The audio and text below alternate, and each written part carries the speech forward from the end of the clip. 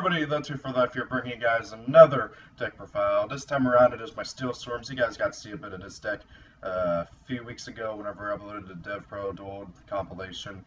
Yeah, I had to change it around a bit with the recent ban list, but however, I like it quite a bit. It's a fun deck. It plays a lot like Monarchs. If you've played Monarchs, you probably, you know how Steelswarms work, at least somewhat. The only real difference is that up until recently, Monarchs did not have any level 4 or lower stuff. Then they got the Vassals. So now there's really very little difference between the Monarchs and the Steelswarms, except how they generally play. Now, there's a lot of Steelswarm tribute monsters, but really only two of them are useful. You can build a deck around the others. The main two ones are Garristag and Moth, and these guys are just awesome. Now I'm going to go ahead and just get on with the deck profile already.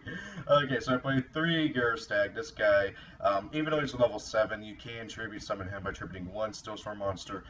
When he is tributed summon by tributing a Steelswarm monster, you can target a card your opponent controls, send it to the graveyard, and gain 1,000 life points. This is really useful in the sense that it does not destroy, but it does target. So non-targeting stuff, so stuff like okay, so basically stuff that cannot be targeted is going to be a problem to you. But however, if like your opponent has like Zen mains or something, you don't have to worry about it, and it's just going to go to the graveyard and you get 1,000 life points. I play 3 Moth. This guy, whenever he's tribute summoned by tributing a Steelswarm monster, you can pay 1,000 life points to target up to 2 cards your opponent controls, return them to the hand. This card is really good for getting rid of extract monsters. It's really good for getting rid of annoying back row, and it's really good for just getting rid of stuff that your opponent has attacking for 2,400. I play 3 Sting, mostly just as a beat stick, and the fact that he is 18. Well, sorry, that's the beat stick part. But also for the fact that he is a level 4. This Sting has 1850 attack points, and so he can run over a lot of stuff. If he is sent to the graveyard, this does include if he's tributed for the tribute summon. You can target a face-up Ritual Fusion or a Synchro monster in the field and destroy it. Keep in mind this was made before Exceeds came out, so that's the reason why it doesn't say Exceeds. So you do get to destroy a Ritual Fusion or Synchro, and considering that there's a lot of Ritual Fusions and Synchro decks out there, this is pretty useful. A friend of mine actually used to side this against heroes. I play 3 Steelswarm Caller. Basically, if this guy is tributed for a tribute summon of a Steelswarm monster, you can spell summon a level 4 lower Steelswarm monster from your deck. You can summon himself, which is something I find interesting. He's 2 Steelswarm Gatekeeper. Basically, if he is on the field and you tribute summon a Steelswarm monster, you can normal summon again.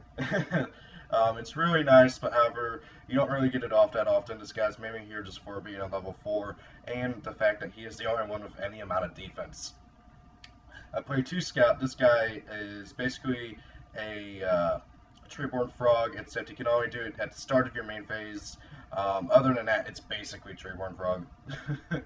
I play 3 Steelswarm Cell. This guy is a Cyber Dragon, and he cannot be tributed unless it's for the tribute summon of a Steelswarm monster. Same thing with Scout over here. I play 1 Allure of Darkness, 3 card advance. This card lets you tribute summon in addition to your normal summoner set. The reason why I play this is because this deck, if you don't open Cell, it can be a bit slow, so you need a way to get at your summons real fast. I play 3 Reoccurring Nightmare. Everything in here except for Gatekeeper has 0 defense. This card allows you to select 2 dark monsters with 0 defense in your graveyard and return them to your hand. This is a really good card for the deck. I play 1 Fool's Burial, mainly just to get Scout and Grave. 2 MST, you got enough back row removal over here. 2 First Step Towards Infestation. This card is so good for this deck. This card allows you to return 1 face-up tribute summon Steelswarm monster you control to the hand, and then draw 1 card. This is useful for dodging stuff like Estelle, Bottomless, Mirror Force, stuff like that. It's just really good for dodging stuff. Plus you get to draw, and then you can reuse the tribute summon, the tribute Steelswarm's effects off again. I'm almost actually tempted to play 3 of it because it's just so useful. I play 2 Infestation Pandemic. This counts for Evil Swarms and Steelswarms. That was so awesome too. I play 1 Steelvory Calcos. You rarely ever special summon in this deck except for Scout and sometimes Cell. So this is really useful. I play 2 Infestation Tool. This is basically, you send a Steelswarm monster you control to the, from your deck to the graveyard, and you target a Steelswarm monster you control, it gains 800 attack until the end phase. You can use this during the damage step, so you can use it to pump up like a Sting or a Collar to keep it out on field. You can use it to bump up Moth and Garristag so they can attack over big boss monsters. It is just really, really useful, and it just, again, helps you get Scout and Grave.